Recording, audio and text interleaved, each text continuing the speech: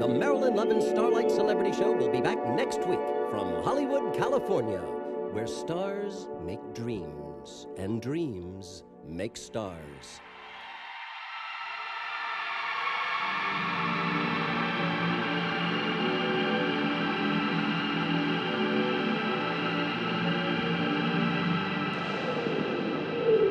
Or was it your dream? Or was it your dream? Or was it your dream?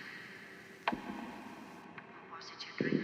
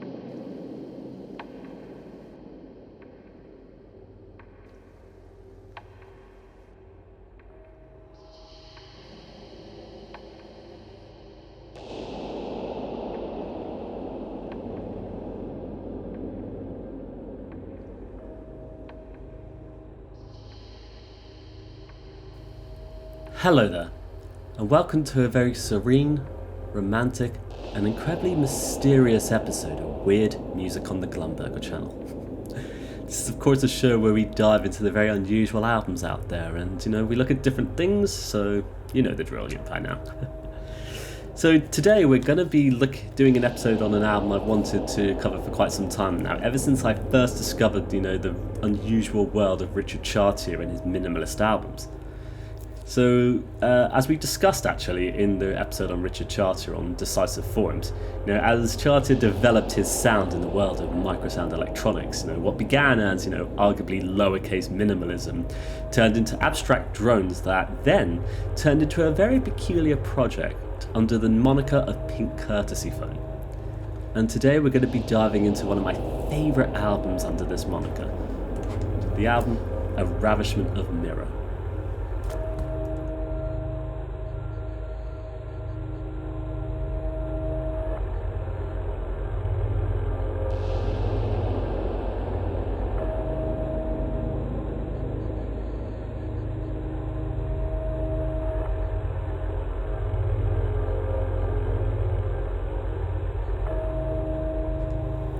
So, back in episode 18, we asked ourselves, who is Richard Chartier? But for those who haven't seen it, maybe, Richard Chartier is a sound artist, composer, line curator, Pinkcourtesyphone, Between 2 Points radio show on Dublab, queer, even a graphic designer. As described by the man himself. But what is Pinkcourtesyphone? Well, Pinkcourtesyphone, this is together an entirely different machine at work. If I was to try sum it up myself, I'd describe it maybe as David Lynch wave, which is not very fair, but I just think it's a bit funny. More specifically, though, it's arguably minimalist ambient sound art. I would say it's very hard to actually describe it as one particular thing, but whatever. Yeah. Pinkcourtesyphone, though, it's a project that is completely swathed in a concept of the colour pink. Also swathed in romanticism, movies, leading actresses and old housewives from the 1950s. There's mystery, intrigue and deception. It's not like, film noir, that genre of film. This is pink noir. Everything just has this. It's very unusual. Everything has this weird sense of something else going on entirely underneath the surface of everything. And the more you dive into this very eclectic discography, the more you start to discover, uncover, and reveal about this really mysterious, mystical project. But don't get me wrong, there's never any answers in this thing. It feels like that longing in old mystery television shows, where you're trying to work out what's actually going on. But it's constantly throwing up more questions and more, just building up on the mystery as it all goes along. And it's just really fun to just follow along to it all as it goes along, At least that's the impression I get when I listen to Pinkcourtesyphone. So today we're going to be looking at what I describe as one of my favourite Pinkcourtesyphone albums, A Ravishment of Mirror. And this album, I'd argue this kind of feels like the most David Lynchian in terms of its constant unsettling atmosphere, while still retaining this very peculiar, romantic, gentle and hypnotic quality. So A Ravishment of Mirror was the third album by Pinkcourtesyphone and was released on Yann Novak's record label Dragon Eye Recordings. And this album saw Chartier dive into the magic, glitz and glamour of Los Angeles, acting as a very unsettling mirror of the secretive, dark and foreboding underworld of the city. And it's just like those noir films, I feel. The old detectives at worst trying to uncover the mystery, just going throughout the city into its dark, seedy underbelly. And it's for me, this album kind of makes you feel like you are the detective itself. You're peering around the corners, trying to see what's really going on. To go into it a bit though, on the Bandcamp page, we're given a very obtuse, cryptic text from Chartier. He states that Los Angeles, a city of mirrors, twinkling lights, noir history, and deep secrets, is the new home for Pinkcourtesyphone. This third full album explores Hollywood dreams and deception, meant to be slowly sipped. We all pretend, but in Hollywood, pretending is its dark sustenance, a plastic organic ununity ready to enfold and repackage you. So most of, if not all of Pinkcourtesyphone releases have these very mysterious cryptic texts that accompany the albums, and for me, I find them as poetic as the actual music itself. They're certainly obtuse, but purposely so, I feel, to help build up this charade of mystery and intrigue. And this one I like though, because it reminds me so much of like David Lynch's 2006 film Inland Empire, a mystery set in Los Angeles. But this is music, and I haven't actually even begun to talk about the album itself. I've been constantly going off about the mystery, but what does this sound like? Let's get into it, shall we? So, A Ravishment of Mirror, it opens up with the 26-minute track of Why Pretend, The Desire of Absence, Faulty Connections, a medley of 3 different tracks, And this opening track, it perfectly establishes the mysterious romantic setting, as it opens up with this, this rather over-the-top string section, this sort of, starburst throw into this very peculiar status that we're giving the unusual phrase of, what did you dream? Plays out on loop a bit there. And it's from here the procession starts as the lulling electronic sounds formed from places, plastics and particulars. It's a nice alliteration there. But yeah, it's such a weird parade of music though. It's all just slowly sliding in from the left hand side and navigating its way across the spectrum into the vast open distance towards the right hand side. And the music itself, it's also gentle, whimsical, it's really ominous as well at times, and it's so incredibly sleep-inducing though. It's as though a pendulum is being swung right in front of your very eyes, lulling you into this really hypnotic, gentle sleep. And as well, with Chartier, producing and mixing these albums itself, the mixing is perfect on this though. It's all brilliant as it transitions from section to section. It's seamless, I feel, and it just drifts by perfectly without you even noticing you've gone from one section to the next one. So on the CD though, on this version as well, you get that drift into the final section, Faulty Connections, which it takes the sort of very lovely quality of that first track and then introduces very peculiar elements that make it much more sinister, I feel, but in a very interesting way though. And it's as though the whole mystery of the whole story is starting to get so much more stranger, much more wild, but ultimately so much more intriguing as well.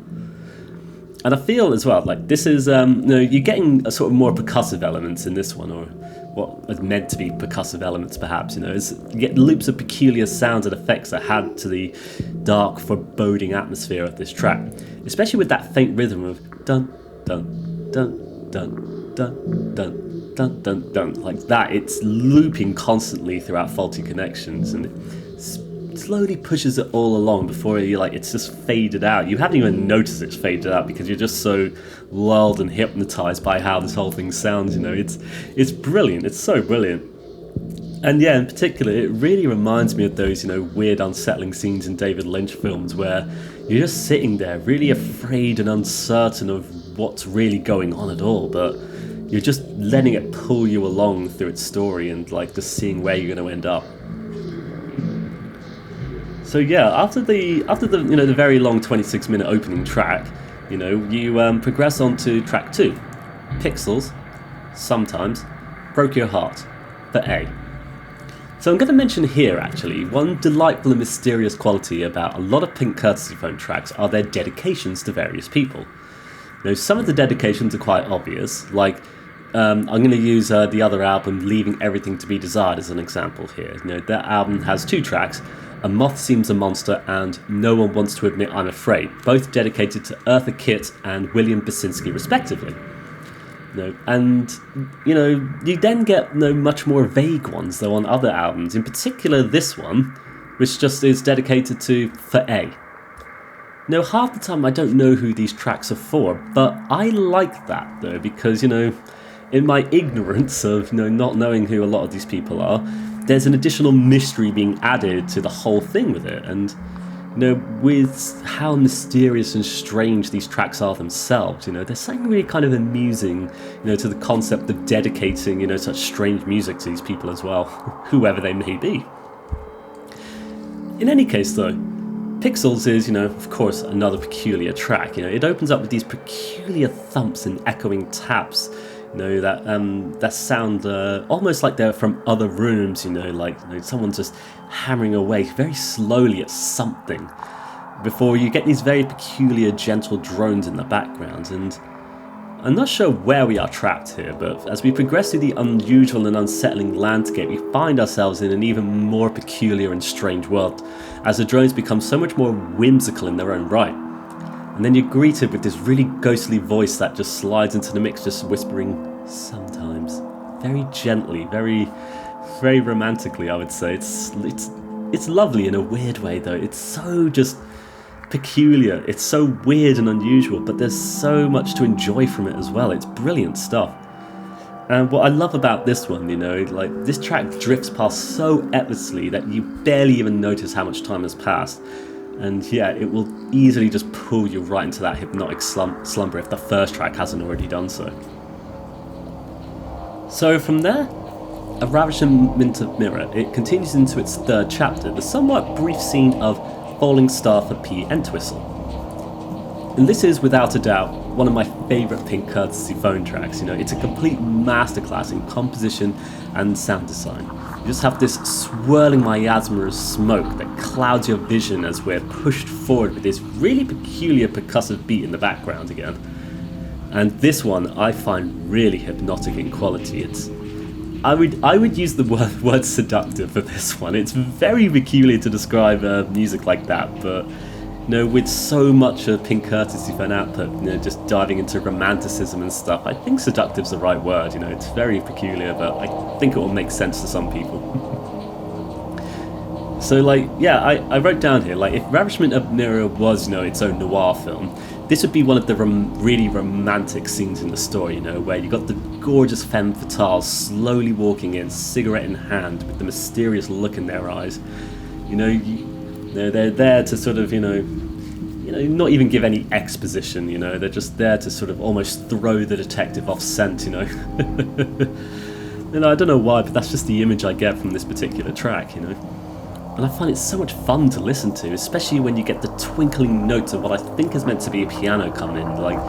You've got the whirling of the drones, and then suddenly after, actually you get the vocal introduce itself, and as that fades out, just this piano goes like that, and it's beautiful. I love how it sounds. And as well, in terms of the whole story of it, it really gives us a sense of location, the shining stars and blinding lights in the city of Los Angeles. So dreamy, so delightful, as well as dark and foreboding in its own right. It's that perfect pull between the two halves that you so often get with Pinkcourtesyphone. But yeah, going back to dedications though, Falling Star is dedicated to one Peg Entwistle, a British stage and screen actor who only appeared in one film, 13 Women, released in 1932. And yeah, like I found this out by doing some research and looking this up, and there's actually a really tragic story to Entwistle, who sadly committed suicide by jumping off the letter H of the Hollywood sign at the age of 24. And yeah, when I found that out, it got me right there. That's a really sad story that I had no idea about, and would never have had any idea about had it not been for Chartier's dedication to the actress on this song.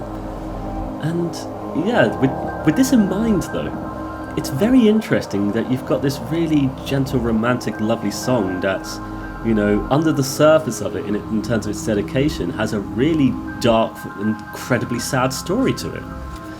And yeah, I think there's a reason for it though as well. It's the story itself, you know, especially, you know, an actress so young, you know, trying to get into film must have gone through so many different things, you know. And, you know, even falling from the Hollywood sign itself seems, you know, very, you know, symbolic, that it's encapsulating the very theme of the album, Hollywood's dreams and deception itself. It's very interesting, very interesting. And so, moving on, we move on to the final track of this album, the 10-minute closer of 62,000 Valentines for T. Hunter. So whilst I was able to work out who P. Entwistle was, I was unable to work out who T. Hunter was specifically, and I'll be honest, I was too afraid and scared to actually message Richard Chartier to find out, you know. That's what being an anxious person gets you. Regardless though, what we have here though is this really gorgeous ambient drift to close off the entire album. It's one that slowly envelopes you in this world of microsound tones, drones, and, you know, very ghostly vocals that are very indiscernible for the most part. And I have to say, it's ominous, but it's really beautiful as well. Like I have to say, it's perfect for closing the album. It's a wonderful. It just works on so many different levels, like especially when you get into that drift of everything just slowly just pulling itself. It's like you're slowly zooming out of the city of Los Angeles, showing the entire city below, all its mysterious twinkling lights, just showing off its many dreams and hidden deceptions, its, mysteries and intrigues and everything. I love it for that, and it's another one of my favourites off the album, I have to admit. It's so beautiful. And so with that, we've basically concluded an overview of A Ravishment of Mirror, and I'll be honest, I find it really difficult to actually articulate music that's so embedded in what I describe as mysterious and dreamlike. And I mentioned the dreamlike quality a lot though, because I feel like it's a really important element in Pinkcourtesyphone's output. You get it in so many of the songs. They cover so much about sleeping, dreaming and stuff. And yeah, I feel as well, it's much in the same way that David Lynch's works kind of occupy the world of dreams as well. Everything's unsettling, peculiar, slightly odd, maybe even off for the most part, but it's all engrossing and hypnotic. And I feel like Pinkcourtesyphone, manages to express the very same notions and ideas, but in a musical form. And to further discuss though the dream, that dreamlike quality though, I find Pinkcourtesyphone is actually a perfect accompaniment to dreams themselves. And the very lulling quality of the music, it's really it's like the pendulum going by, hypnotizing and lulling you. I find this is really perfect music to just drift off to when you're falling asleep, and it's something I do so very often, to be fair. I'll be honest, when you do so, I find I have very peculiar and vivid dreams, providing I can even remember them. And it's interesting because it's something I've done with a lot of Pinkcourtesyphone albums. They all have that very same hypnotic quality, which makes them very easy to fall asleep to, despite the music and sound design itself being so full of meticulous details. And with that in mind, it makes it perfect for listening to when you're trying to fall asleep, or even when you're awake though, because it just perfectly accompanies both states of mind, if that makes sense. Whichever one you decide to listen to it. But personally, I really do enjoy listening to it during those weary slumbers. You know, my mind just slowly gets pulled off into these really peculiar worlds, and I find it so brilliant and fascinating to experience.